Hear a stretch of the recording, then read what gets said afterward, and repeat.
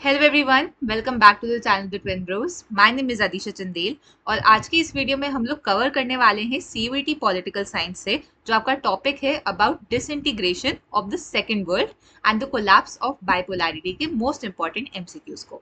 सो यहाँ पे जितने भी आपके इंपॉर्टेंट एमसीक्यूज बन सकते हैं about the important keywords, about the important timeline, मैंने कोशिश की है कि मैं उन सबको इनकॉर्पोरेट करूँ यहाँ पे।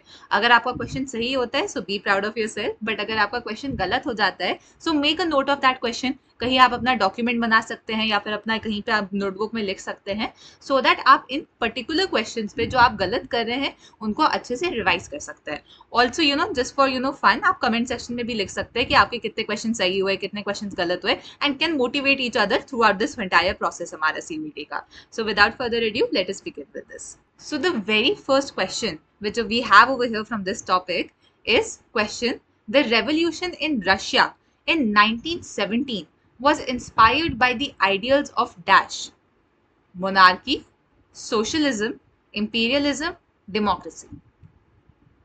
इसका करेक्ट आंसर इज सोशलिज्म। ठीक है, अब यहाँ पे हमें थोड़ी चीजें ध्यान से देखनी है। रेवोल्यूशन शब्द का यूज हुआ है। रेवोल्यूशन हुआ था कहाँ पे हुआ था? रशिया में हुआ था 1917। Very important. ठीक है, क्वेश्चन आपका आ सकता है कि रशिया का रेवोल्यूशन कब हुआ था जिसने यूएसएसआर को बनाने का फाउंडेशन ले किया था? 1917 में हुआ था। एंड ऑब्वियसली वेरी इंपॉर्टेंट, किस बेसिस पे हुआ था? For socialism. ठीक है, so out of all of this our answer is socialism.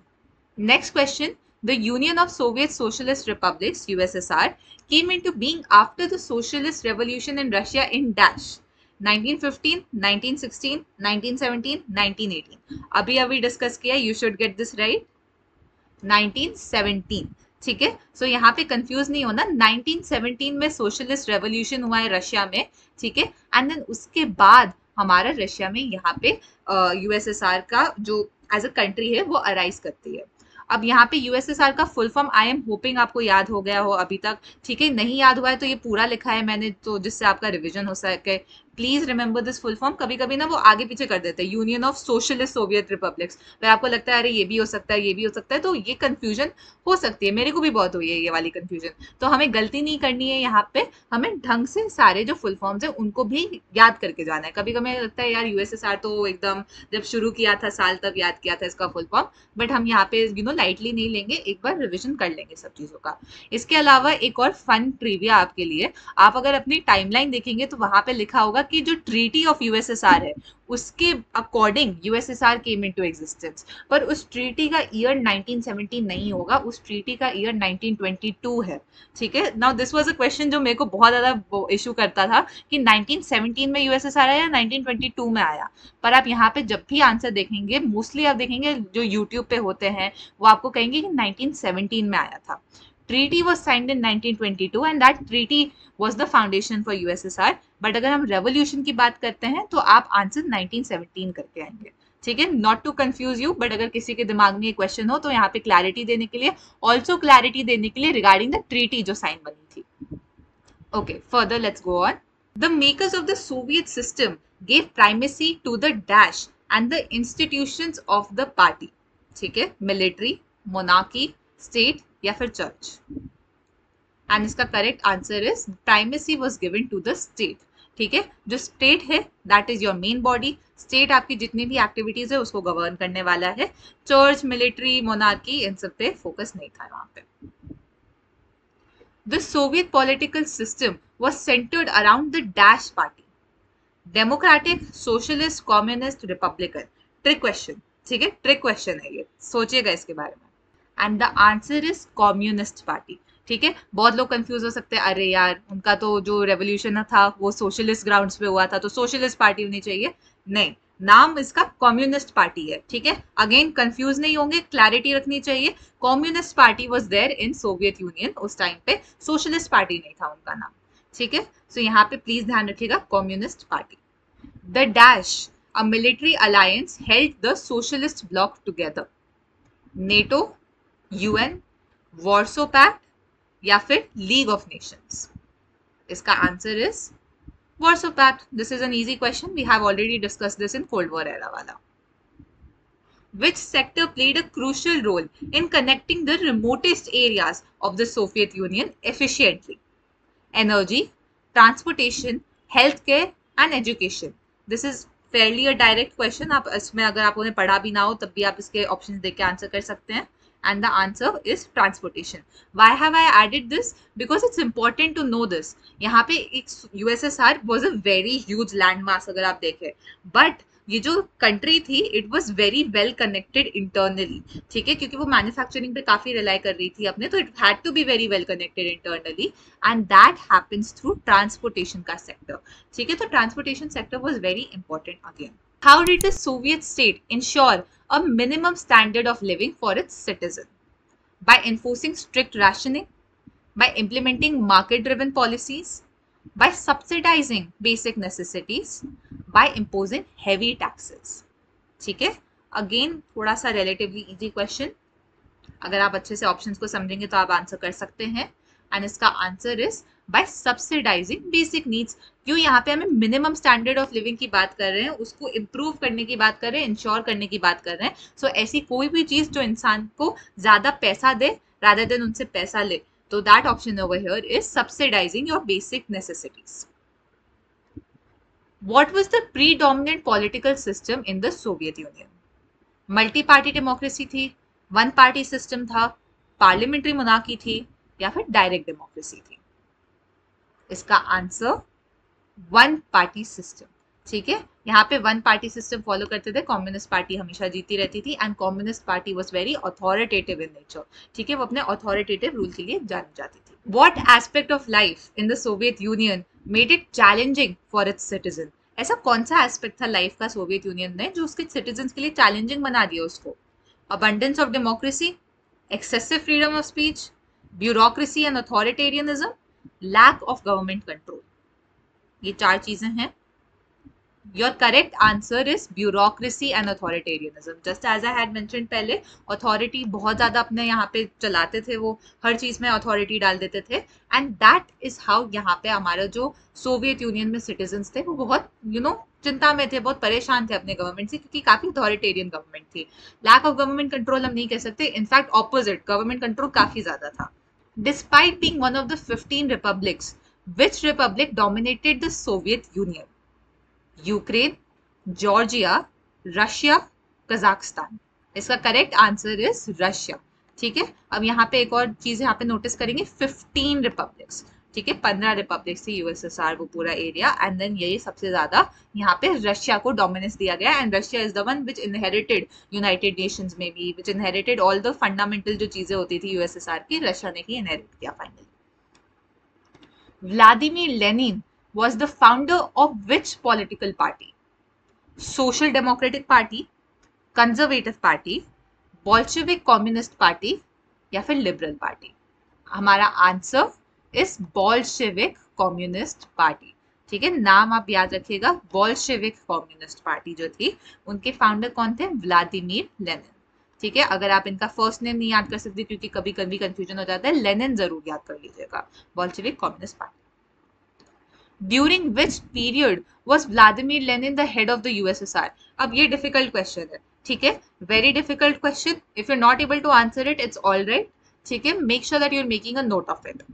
1924 से 1936, 1936 से 1953, 1917 से 1924 and 1953 से 1964. इसका आंसर 1917 to 1924. अब अगर हमें ये क्वेश्चन आता ही नहीं है तो हम कैसे आंसर करें? हम इसको आंसर करेंगे by focusing on the fact that we know Lenin was a very important figure during the entire socialist revolution. We know that he was a very important figure जब USSR came into existence. We know he was one of the first leaders of USSR in fact. So we know कि ये 1917 के around ही होगा because वहां से तो USSR बनना शुरू होता है. तो this is one way of गेसिंग कि ये आंसर कैसे हो सकता है. ऑल्दो अगर आपको ये क्वेश्चन नहीं आता था then it's completely fine, it was a difficult question. इसका नोट जरूर कर लीजिएगा. What event weakened the system, Soviet system further in 1979? ठीक है, 1979 is the keyword. काफी आपको लगेगा अच्छा काफी इवेंट्स हुए थे, बट 1979 में ऐसा क्या हुआ जो सोवियत सिस्टम को वीकन कर दिया? क्यूबन मिसाइल क्राइसिस हुआ, कोरियन वॉर हुआ, सोवियत इन्वेजन ऑफ अफगानिस्तान हुआ, या फिर हंगेरियन रेवोल्यूशन हुआ था? एंड इसका answer is the Soviet invasion of Afghanistan. ये चला आपका 1979 से लेकर 1989 तक, ठीक है। क्यूबन मिसाइल क्राइसिस हमें पता है 1962, कोरियन वॉर हमारा 1950 से 53, Hungarian revolution 1956। But it was the Soviet invasion जो अफगानिस्तान में किया, जो उसके फर्दर अपना जो सिस्टम था सोवियत यूनियन का, उसको वीकन करने में कंट्रीब्यूट किया था। Mikhail Gorbachev became the general secretary of the Communist Party of the Soviet Union in which year? In dash.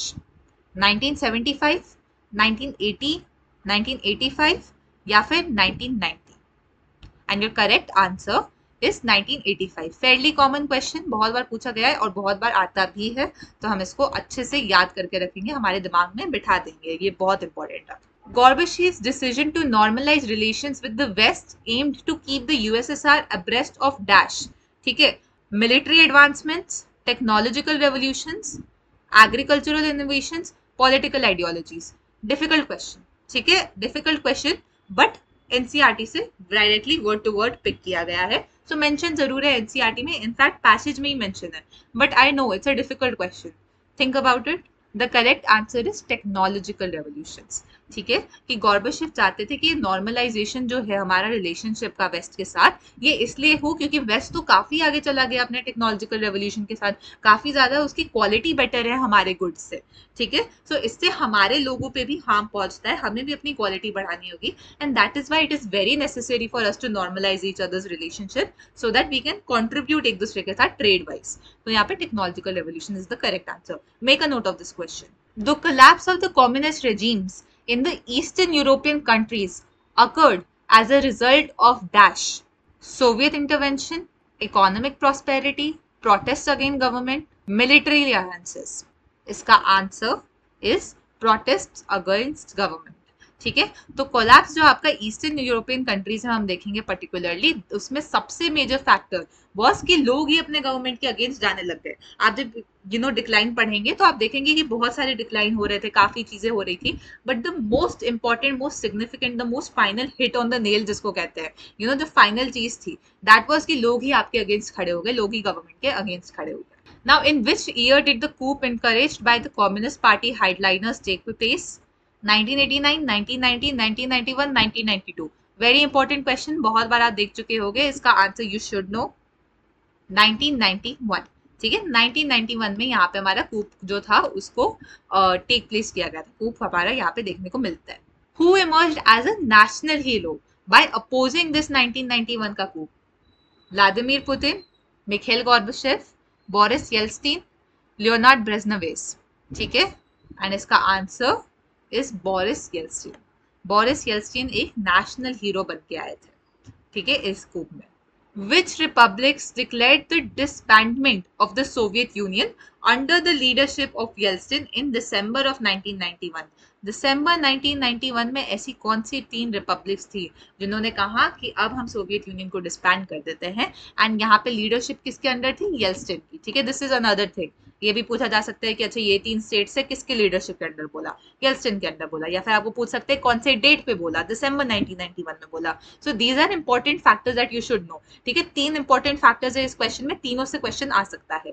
Russia, Georgia, Armenia, Russia, Ukraine, Belarus, Kazakhstan, Kyrgyzstan, Tajikistan, Lithuania, Latvia and Estonia, and इसका correct answer is Russia, Ukraine and Belarus, ठीक है। आप इसको रब nation करके भी याद कर सकते हैं, RUB होता है, वो एक आप एब्रिविएशन बना सकते हैं खुद के लिए, that can help you understand this better.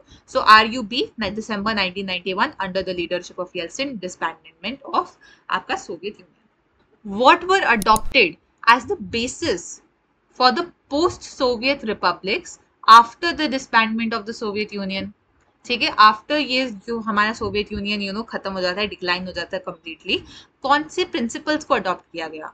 Monarchy, socialism, capitalism, democracy, communism, autocracy, oligarchy and dictatorship. इसका correct answer is capitalism and democracy को अडॉप्ट किया, विच इज समथिंग जो वेस्टर्न प्रमोट कर रहा था। Nikita Khrushchev was involved in suppressing a popular rebellion in which country? So we know he was involved in Cuban Missile Crisis. We know that very well. We've studied it in Cold War era वाला chapter. अब यहाँ पे कौन सी country में एक popular rebellion को suppress करने में इन्वॉल्व थे ये? पोलैंड में, चेकोस्लोवाकिया में, हंगरी में या फिर रोमेनिया में? And your correct answer is Hungary में। अगेन 1956 हंगेरियन रेवोल्यूशन हुआ था, यहाँ पे सप्रेस करने में Nikita Khrushchev played a very crucial role. Which republic was accepted as the successor state of the Soviet Union? Very easy, we've discussed it multiple times. Russia was the answer. ठीक है, 15 republics में सबसे dominating republic was Russia. What was the name of the organization formed after the disintegration of the USSR? USSR के disintegration के बाद एक organization बनाई जाती है, क्या नाम था उस organization का? 4 ऑप्शन आपके सामने दे रखे हैं, जिसमें से 3 आंसर्स मेड अप हैं, एंड इसका correct answer is Commonwealth of Independent states. Commonwealth of independent state CIS जो है ये एक ऑर्गेनाइजेशन बन के आती है यूएसएसआर के डिसइंटीग्रेशन के बाद, सो दैट जो यूएसएसआर के बाद जो रिपब्लिक्स थे they can still sort of be together and they can help each other you know in the process of nation building by providing trade वगैरह एक दूसरे से, because a lot of the CIS members जो थे वो नहीं चाहते थे कि यूएसएसआर डिसबैंड हो, बिकॉज उनको पता था उनके पास उतने रिसोर्सेज नहीं रह गए, तो वो कैसे ग्रो करेंगे economically? Through CIS, through contributing with one another. What was a significant factor contributing to the economic stagnation in the Soviet Union? Overemphasis on agricultural products, lack of skilled workforce, heavy investment in military and nuclear capabilities, insufficient natural resources. ठीक है, economic stagnation मतलब थम गई है economy, बढ़ नहीं रही, ज्यादा नहीं हो रही।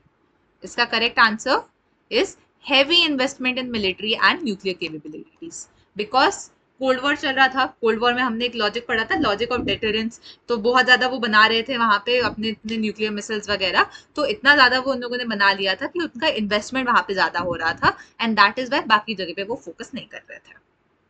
What perception about the Soviet system was shattered among its citizens?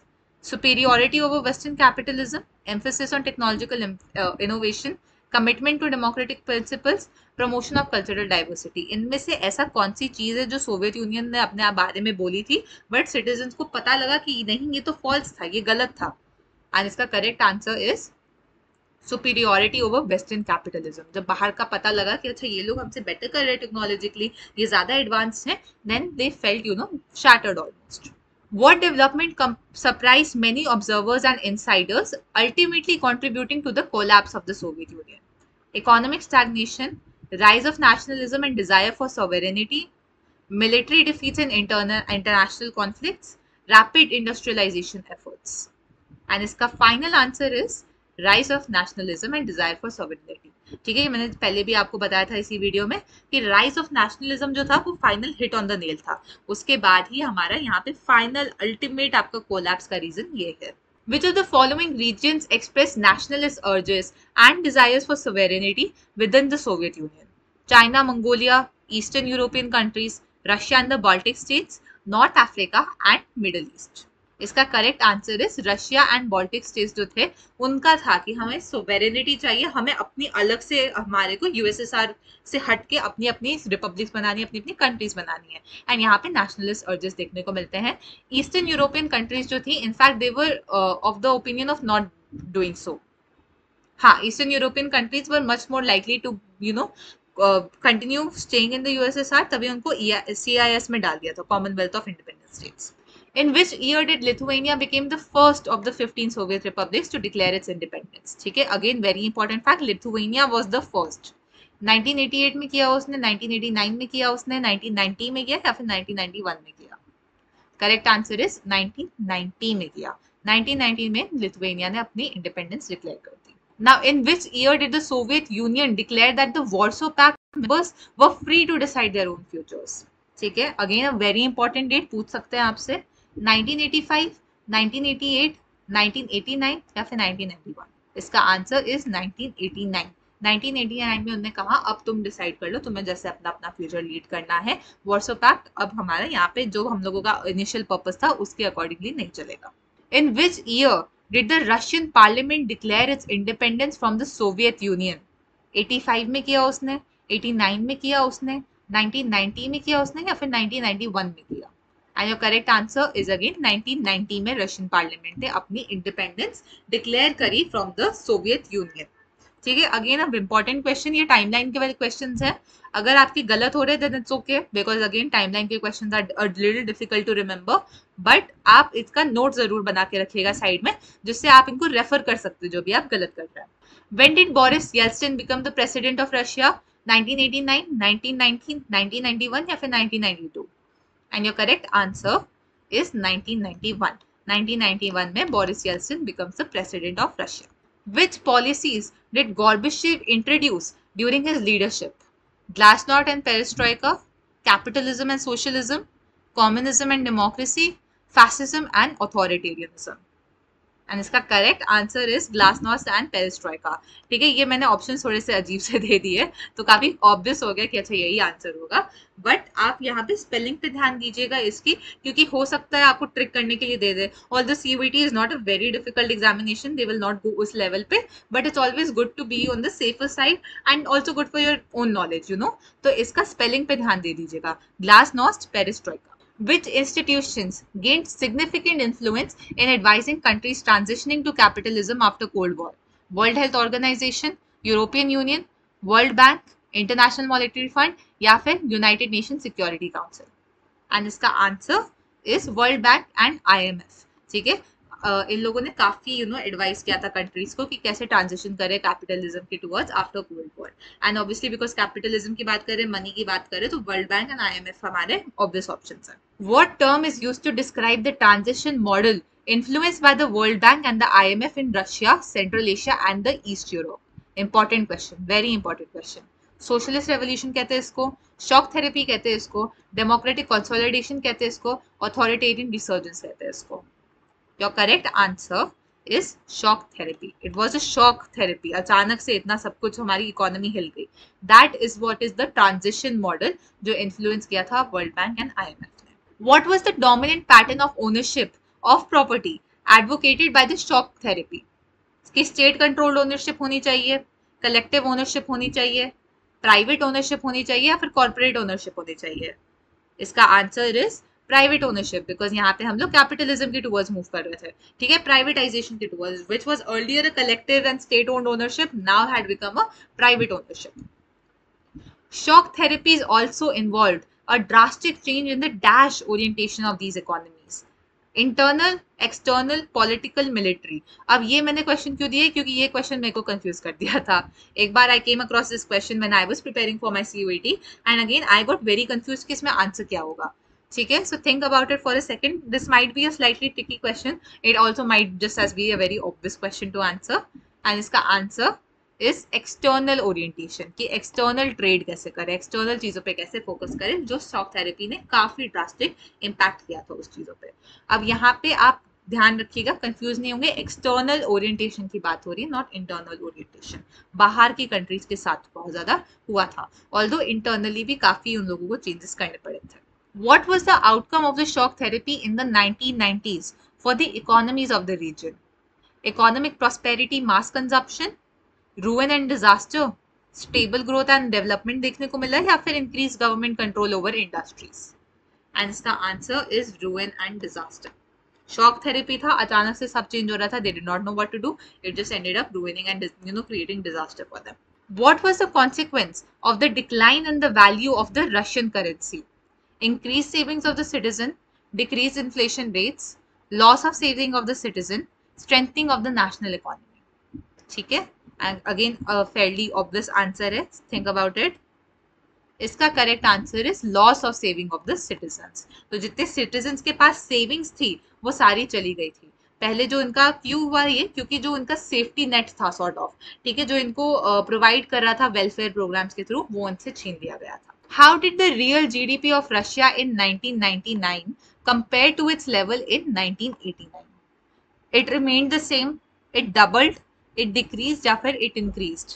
Fairly obvious question. Think about क्या क्या इकोनॉमिक चीजें हुई थी उस टाइम पे, क्या हो सकता है possible answer? It decreased because again shock therapy was very bad for these countries. Shock therapy left a lot, like a huge impact on these countries, and that is why GDP level decrease हो गया था. How were the constitutions of post-Soviet countries, including Russia, structured regarding executive power? ठीक है, difficult question लग रहा है सुनने में, but let's try to see the option. कभी कभी ना क्वेश्चन बहुत ट्रिकी होता है, बट ऑप्शन से थोड़ा ऑब्वियस हो जाता है. कि वो एम्फेसाइज कर रहे थे डिसेंट्रलाइज पावर स्ट्रक्चर में, वो एस्टैब्लिश करना चाहते थे पार्लियामेंट्री सिस्टम को बहुत स्ट्रॉन्ग, उन्होंने प्रेसिडेंट को बहुत ज्यादा पावर दे दी कि पार्लियामेंट वीक पड़ गया, या फिर उन्होंने एग्जीक्यूटिव ब्रांच को पूरे तरीके से अबॉलिश कर दिया. Again a tricky question but a very important question right from your NCERT. NCERT में आप देखेंगे इधर इस तरफ में एक छोटे से पैसेज में लिखा गया था इसके बारे में। And your correct answer is कि यहाँ पे प्रेसिडेंट को जो आपकी एक्सटेंसिव पावर्स थी वो दी गई थी। सो मच सो कि जो पार्लियामेंट था उसकी पावर कम हो गई, प्रेसिडेंट जो वन पर्सन होता है उसके पास बहुत ही ज्यादा पावर्स आ गई। Which of the following countries are major oil and gas producers among the post Soviet states? Belarus, Moldova, Ukraine, Armenia, Georgia, Tajikistan, Azerbaijan, Kazakhstan, Russia, Turkmenistan, Uzbekistan, Estonia, Latvia या फिर Lithuania. ठीक है, again थोड़ा सा obvious हो जाएगा ये, and इसका answer is Azerbaijan, Kazakhstan, Turkmenistan, Uzbekistan, Russia. ये सबसे ज्यादा ऑयल एंड गैस जो है, ऑयल एंड नेचुरल गैस उसके प्रोड्यूसर्स हैं amongst the post Soviet states जो हमारे हैं। विच of the following republics in Russia has had a violent secessionist movement? ठीक है, काफी वायलेंट सेसेशनिस्ट मूवमेंट देखा गया यहाँ पे। जॉर्जिया, दागिस्तान, यूक्रेन या फिर Moldova. And your correct answer is Dagestan. ठीक है, Chechnya and Dagestan is your correct answer. Spelling देख लेंगे, प्रोनाउंसिएशन आई गेस इसकी थोड़ी सी डिफरेंट होगी, but I am pronouncing it how I think it should be pronounced this way में। Next is what conflict exists between Azerbaijan and Armenia over a region seeking to secede and join Armenia? ठीक है, कौन सा ये reason है, कौन सा conflict है ये? Nagorno Karabakh, Crimea, Abkhazia, Transnistria. And इसका correct answer is Nagorno Karabakh. ठीक है, अगेन स्पेलिंग देख लीजिएगा, प्रोनाउंसिएशन थोड़ी सी डिफरेंट होगी इस चीजों की, बट स्पेलिंग देख लीजिएगा इस चीज का। ठीक है, अजरबैजान अर्मेनिया के बीच में, अर्मेनिया के टुवर्ड्स जाना चाहते हैं। Which Balkan republics declared independence from Yugoslavia after 1991? Yugoslavia से किन्होंने 1991 के बाद अपनी इंडिपेंडेंस बताई? Bulgaria, Romania, Albania, Montenegro, Croatia, Slovenia, Bosnia and Herzegovina, Greece या North Macedonia. Your correct answer is Croatia, Slovenia and Bosnia and Herzegovina. ये Baltic republics थे जिन्होंने 1991 से यूगोस्लाविया से 1991 में यूगोस्लाविया से इंडिपेंडेंस डिक्लेयर की। During the period of assistance to the Indian industries which type of plant received aid and technical assistance from the Soviet Union? India के industries को असिस्टेंस देने के टाइम पे सोवियत यूनियन ने कौन से टाइप के प्लांट्स को, plants as a not you know herbal plants but like plants, मतलब जो इंडस्ट्रियल प्लांट्स होता है उसमें हेल्प की थी? Textile plants, steel plants, automotive plants, pharmaceutical plants. And your correct answer is, think about it for a second. ये आपको जो साइड में एक बॉक्स टाइप की चीज थी उधर लिखा था। Your correct answer is steel plants. ठीक है, मैंने यहाँ पे लिख भी दिया है कौन कौन सी जगह थी, भिलाई, बोकारो, विशाखापट्टनम, एंड जो भेल था उसके भी इनिशियलाइजेशन में काफी ज्यादा इन लोगों ने हेल्प किया था। ठीक है, तो ये तीन आपके मेजर प्लेसेस हैं एंड ये हमारा मेजर एक इंडस्ट्रियल रनर अप है। During times of foreign exchange shortages in India which country was willing to accept Indian currency for trade? ठीक है, कभी कभी इंडिया के पास फॉरेन एक्सचेंज का शॉर्टेज हो जाता था, तो ऐसी कौन सी कंट्री थी जो हमारे इंडियन करेंसी में ही ट्रेड करती थी? United States, China, Soviet Union, United Kingdom. And इसका correct answer is Soviet Union. ठीक है, Soviet Union was the country जो फॉरेन एक्सचेंज शॉर्टेज के टाइम पे इंडिया से हमारी करेंसी में ट्रेड करती थी। During which conflict did the Soviet Union support India, specially United Nations में जाके? इंडो चाइना वॉर में, कारगिल के कॉन्फ्लिक्ट में, इंडो पाकिस्तान वॉर जो 1971 में हुआ था, या फिर सियाचिन के कॉन्फ्लिक्ट में? And our correct answer is Indo Pakistan war 1971। Almost हर जगह से इंडिया को सपोर्ट नहीं मिल रहा था, यूएसए तो काफी मतलब ऑलमोस्ट डायरेक्टली इन्वॉल्व था, किसिंगर वगैरह इसमें, तो यहाँ पे सबसे ज्यादा सपोर्ट हमको यहाँ पे सोवियत यूनियन ने दिखाया था। यूनाइटेड नेशंस में भी जाके उसने सपोर्ट हमें दिखाया था about the Indo Pakistan war जो 1971 में हुआ था। एंड इफ यू रिमेंबर, जो आगे के चैप्टर्स में भी आप देखेंगे, 1971 वाज आल्सो द ईयर जहां पे ट्रीटी ऑफ फ्रेंडशिप साइन करी गई थी between the two country. How many bilateral agreements have been signed between India and Russia as a part of Indo Russian strategic agreement of 2001? ठीक है, more than 50, more than 80, more than 100, more than 150। And your correct answer is more than 80। ठीक है, 80 से भी ज्यादा इन लोगों ने agreement sign कर रखी है in accordance with the Indo Russia strategic agreement of 2001। Year पे ध्यान देंगे, कभी कभी टाइमलाइन से पूछ सकते हैं। What role does Russia play in India का energy strategy? India has supported Russia during Russia के oil crisis. India has sought to reduce energy imports from Russia. Russia has repeatedly come to India's assistance हमारे oil crisis के time पे. India is seeking to increase its energy imports from Russia. And इसका correct answer is Russia ने repeatedly help किया है India का हमारे oil crisis के टाइम पे. We are seeking to increase energy imports from Russia गलत है. Has sought to reduce its energy reports भी गलत है. एंड रशिया के ऑयल क्राइसिस में हमने हेल्प नहीं किया है, इट्स इनवर्स. ठीक है. Now let's talk a little bit about the assertion reasoning questions. एक यहाँ में क्वेश्चन आ जाता है कि the most severe conflict took place in the Balkan republics of Yugoslavia. ठीक है. रीजन है इसका कि after 1991 it broke apart with several provinces like Croatia, Slovenia, Bosnia, Herzegovina declaring independence. The NATO intervention and the bombing of Yugoslavia followed the inter-ethnic civil war. 4 options होते हैं, वही exactly 4 option है कि both assertion reason are correct, correct explanation. दोनों correct है, correct explanation नहीं है. Assertion correct है, रीजन गलत है. असर्शन एंड रीजन दोनों इनकरेक्ट है. ठीक है. ये यहाँ पे डी ऑप्शन कभी कभी उल्टा होता है कि असर्शन गलत है, रीजन करेक्ट है, या फिर कभी कभी वो उल्टा सीधा भी लिख देते हैं कि यहाँ पे बी में नॉट डाल दिया और या फिर ए में नॉट डाल दिया. ठीक है. तो ऑप्शन ध्यान से पढ़ेंगे. कभी कभी for tricking us they might give us options आगे पीछे करके. सीयूईटी में बहुत ज्यादा टाइम होता है आपके पास. ठीक है. आप अगर अच्छे से पढ़ के जाएंगे आप आधे घंटे में भी वो पेपर कर सकते हैं, 1 घंटे का जो पेपर होता है. बट हम लोग मेक श्योर करेंगे कि हम हर चीज को ढंग से पढ़ रहे हैं, जल्दबाजी में नहीं करेंगे. And think about it. Your correct answer यहाँ पे इज कि बोथ योर असर्शन रीजन जो है करेक्ट है. एंड आपका जो रीजन है ये वो करेक्ट एक्सप्लेनेशन है आपके असर्शन का. शॉक थेरेपी जो था also involve a drastic change in the external orientation of these economies, क्योंकि concepts of socialism and communism were now seen as the best way to run the economies. 4 options आपके पास हैं, सामने वही options है. इसका करेक्ट आंसर इज सी. ठीक है. असर्शन सही है बट आपका जो रीजन है वो गलत है. क्यों? क्योंकि concept of socialism and communism नहीं, हमारा कैपिटलिज्म एंड डेमोक्रेसी वाला जो कॉन्सेप्ट है या फिर लिबरलिज्म वाला जो कॉन्सेप्ट है वो was now seen as the best way of running your economy. ठीक है.